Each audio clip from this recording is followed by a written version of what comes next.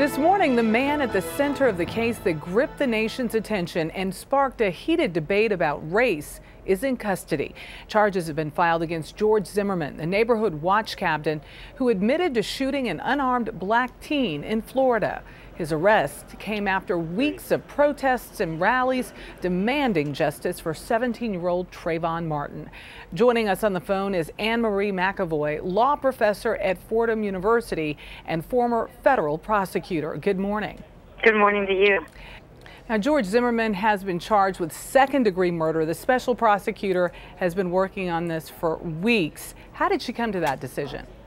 Well, she certainly has quite a lot of information before her that the public isn't yet privy to.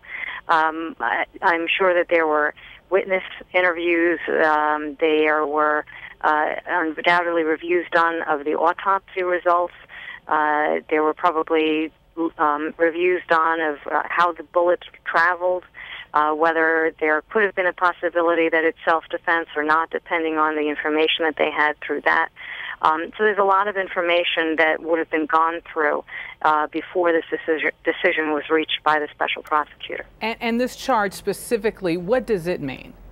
Well, it means it wasn't premeditated. And the other reason it was probably second degree instead of first degree is because in order to get a first degree murder charge in Florida, it would have had to have been put before a grand jury.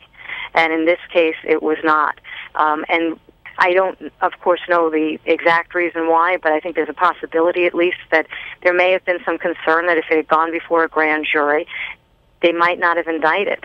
Because if they have the stand your ground law, they have the, if this is a case potentially, certainly the defense is going to be self-defense.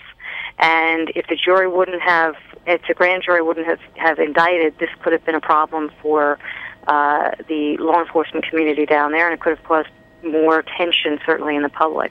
Yep. So I think this way they negated that potential and went ahead and just did the second-degree murder charge. What's the next step for George Zimmerman?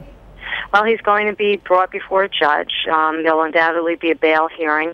The reality for him is he may be safer right now in custody than he would be in the public, because just unfortunately, because of the bounty on his head and all of the strong feelings that there are out there, he's probably better off right now in custody.